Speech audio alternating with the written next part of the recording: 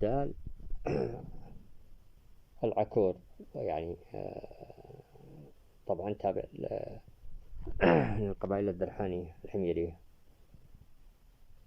العكور منها السودان وآل السود، وآل جياش، وآل جنبل، وآل سكران. شوفوا العكور، يعني السودان سمت على تلك القبيلة، ومنهم السودان وآل السود وآل جياش وآل جنبل وآل سكران. آل سكران طبعا وجياش، القبيلتين هذا جاء ذكرها في نقوش حميرية سنخصص، إنما يعني هذا مذكور على الهامش، وسوف نأتي بذكر يعني ننزل النقش مع المصدر حق الذي من الصفحة هذا، يعني من ما يأكد صحة هذا الكتاب اليافعي، يعني من ما يأكد صحته. يعني قبيلة سكران مذكورة في نقوش حميرية عن نسبها. أي شخص، أي قبيلة تنسب لسكران ليس كما يزعم هذا الصعيتري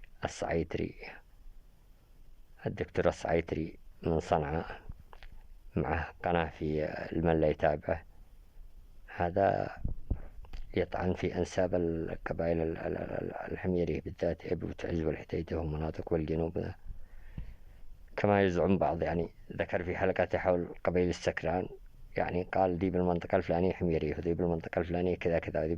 لا، يعني هي ليس يعني يكيف أو يصنفهم على مزاجه. يعني الذي في المنطقة الفلانية، يعني أي قبيلة تنتمي إلى سكران فهي قبيلة حميرية من هذا القبيلة، لأنه العهد القبيلة هذا أكثر من 5000 سنة، وال5000 سنة يعني شعوب.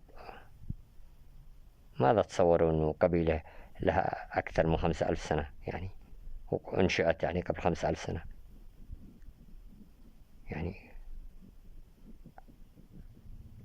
يعني هل وهو لا يصنف في حلقاته قال عن قبائل سكران، قال هذيك الذي في المنطقة الفلانية تعود نسبها إلى كذا كذا، ليس نسبهم واحد، ذيك السكران دي كذا كذا بالمحافظة الفلانية.